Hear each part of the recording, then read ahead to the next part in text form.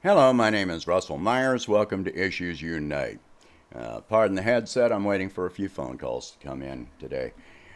So, a few videos back, I had referred to the coming famine. And there's new information that has come out recently that indicates that this is going to be even worse than I had originally expected. In that video, which I will link to at the end of this video, I referred to weather disruptions and the locust swarms that are affecting Africa and South America. Well, it turns out that it's even worse than that. In the past few weeks, information came out which indicates China, which is the largest agricultural producer in the world. The U.S. is the largest exporter of agricultural goods, but China is the largest producer, and by virtue of their population, they are also the largest consumer of agricultural products. So, in the last few weeks, China has increased their purchase of agricultural goods and products from the United States. Now, of course, Trump is going to try and tout this as some victory or success on his part, but it has absolutely nothing to do with him. Rather, what has happened here is that China has 3 rice harvests a year. Now, from planting to harvest, these seasons overlap. Because they have suffered flooding in their rice producing regions, which the flooding occurred in July and August. Because of the overlap between planting and harvest, the flooding has decimated their rice crops. All 3 harvests. It has either completely destroyed their harvest, or it has significantly reduced the harvest. In addition, they produce wheat, and the wheat producing region have been hit by drought, which has destroyed the wheat harvest.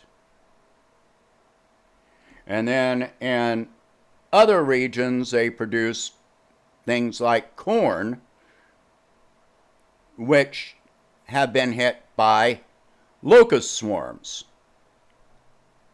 So all of their agricultural regions have been hit very hard by weather events or by locust swarms, which has caused them to turn to other countries to import goods, soybeans from, I think, Australia, wheat from Russia, corn from the United States, and other agricultural products from the United States, etc., etc. Now, the way that this affects us,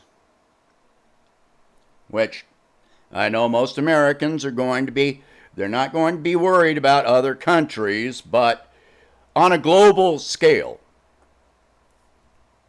we're also seeing wildfires in California and Oregon, which are agricultural regions that will produce the production of you know, a large part of our agricultural output.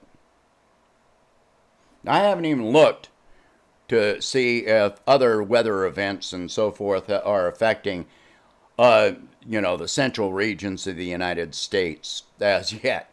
But we've seen flooding that destroyed, entire crops last year.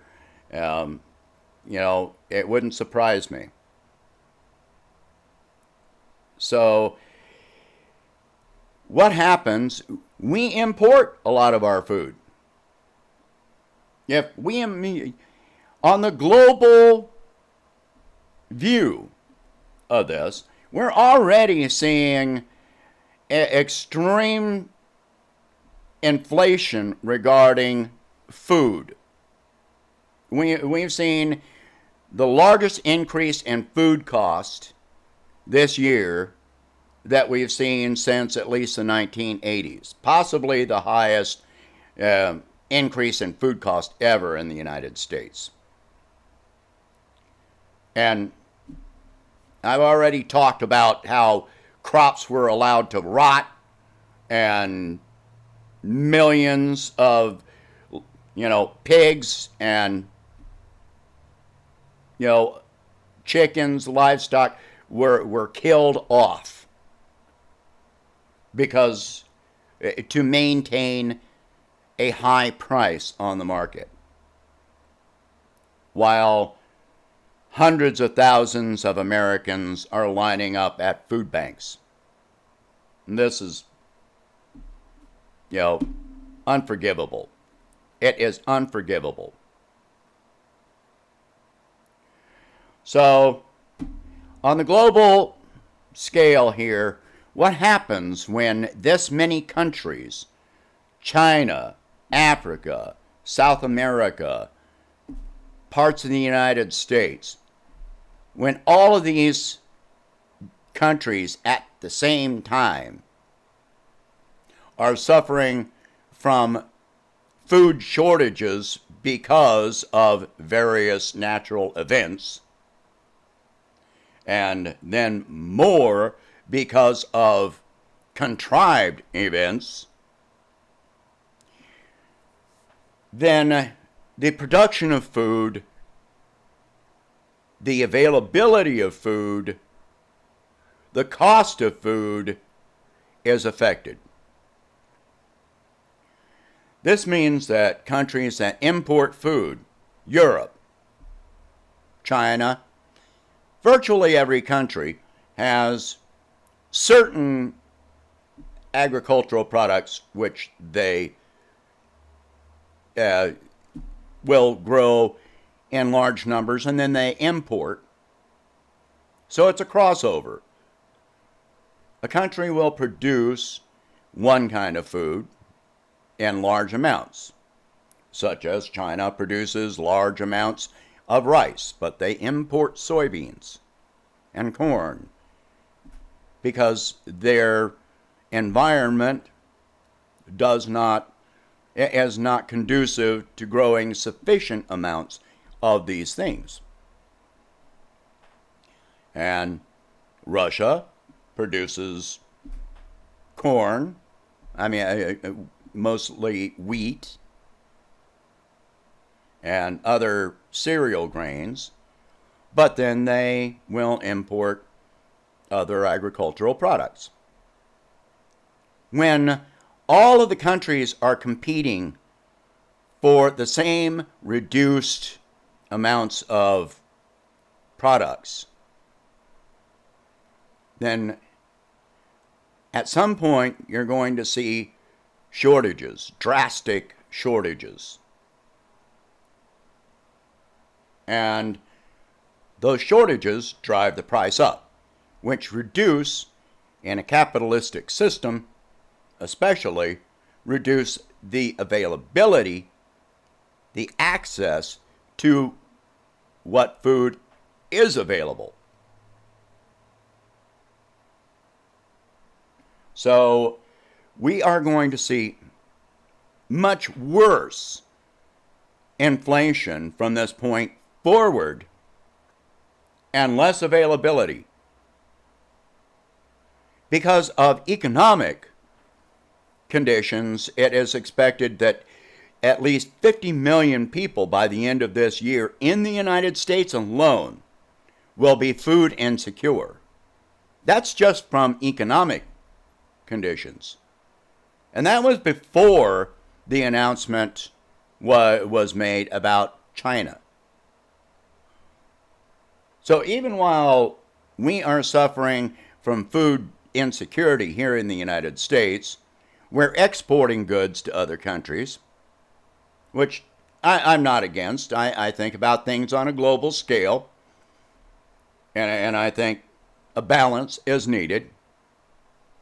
But you think about the motivation for this and the fact that so many crops have been allowed to rot and be tilled under, and the murder of the senseless, useless murder of food livestock in this country this year.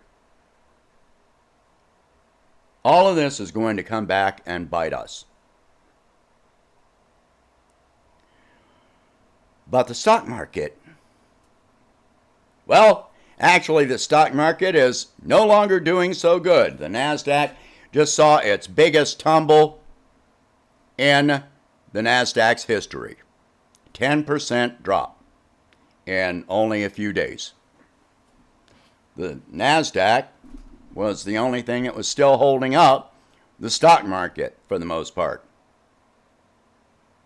90% of the stock market has seen a decline. It's only been a few stocks that have been holding it up. Well, now those few stocks are seeing declines. Dozens of CEOs earlier this year quit their positions so that they would not be subjected to insider trading rules, so that they could sell off the stocks that they had gotten as part of their compensation package. So dozens of CEOs and hundreds of corporate executives resigned so that they could sell off their stock. Well, that was part of, and then people snatched up all that stock, driving the market back up, in addition to the Fed pumping money, liquidity into banks and buying junk bonds to support the market, but they're not supporting the people. So, what are we going to see in the coming months as there's less and less availability and more competition for resources? It's anyone's guess. If you have the resources to be able to do so, and you have not built up a stockpile of food, then I advise you do so, especially dry goods and canned goods right now, because we don't know what is going to happen. I'd advise, setting aside enough food, basic foodstuffs, to last at least 3 months, if you are able to do that. Make it foods that you normally eat. Rice, beans, pasta, dry potato flakes. If you've got a cold storage of any kind, lots of potatoes, etc. These are just common sense. Oh yeah, and flour. These are just common sense things. I advise people to stock up what you can if you are able to do so. Even if you've got enough money to put in savings, I advise spending some of that savings right now. Even if it's only a few dollars here and there, put some goods aside that you're not going to use right now. This is common sense. All right, so that is it for right now. I hope you have a good day. I've finally got a couple of days off. I'm going to try and get a couple of videos out, and I will talk to you later.